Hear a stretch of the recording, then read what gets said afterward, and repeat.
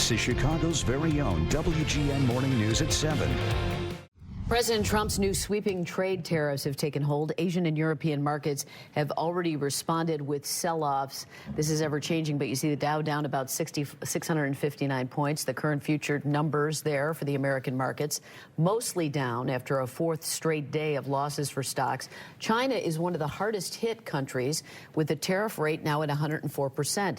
The president slapped Beijing with an additional 50% levy on top of the 34% reciprocal tariff that he had announced last week. Tariffs on imported cars have already caused some foreign automakers to halt shipping to the U.S. and lay off U.S. workers. Michael Ruggiero, Vice President of Ameriprise Financial, joins us this morning. Good morning. Hey, how are you? Good. Like other people, I've been afraid to look at my 401k statement, and I'm wondering if advisors, they know that the president's going to give a news conference and the tariff thing's going to come and everything's going to fall. Did they prepare for this, or are they just kind of letting things go and see what happens? In this market environment, I don't think that you should let things go. I think you need to take responsibility and accountability for your 401k. What's happening in the market is happening. There's no doubt about that or question about that.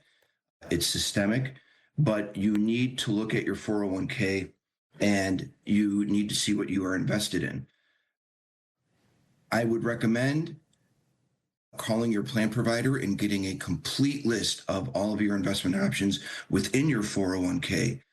This way, if necessary, you can diversify out and manage this volatility within the market.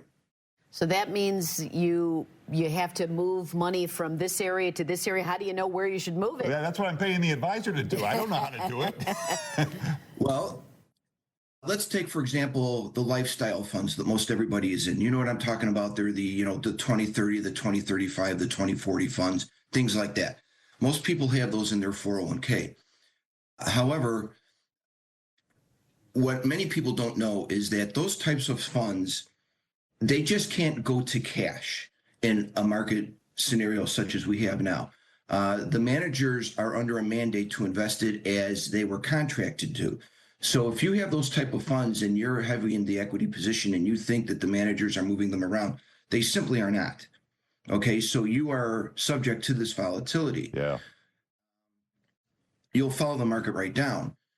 The investment choices that you have, and again, if you have a financial advisor, if you have a planner and you give them the statement of all your investment choices, they can help diversify you so that you're in the proper sectors that you need to be in during a potential recessionary stagflation environment. And those sectors would be historically utilities, consumer staples, maybe a little bit of energy. So what do you see the end game? What do you see the end game is here? Is this can someone propose? Let's just all do 0%, or like I don't understand what the end game is here.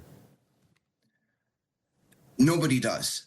I would love to give you an answer to that question, but nobody sees what the end game is here. It doesn't make sense, and I cannot put a positive spin on this. If I did, I would be doing a disservice to your viewers. This is historically unprecedented.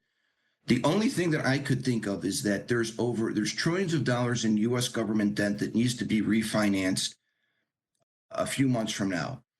And they don't want to refinance it at 7%. So one of the end games could be to get the Fed to lower interest rates as a result of this volatility so that they can refinance that debt at a lower rate. That's all I can think of. Well, we'll see what happens, and be vigilant. Thank you so much for joining us. Appreciate it. Never a problem. Thank you.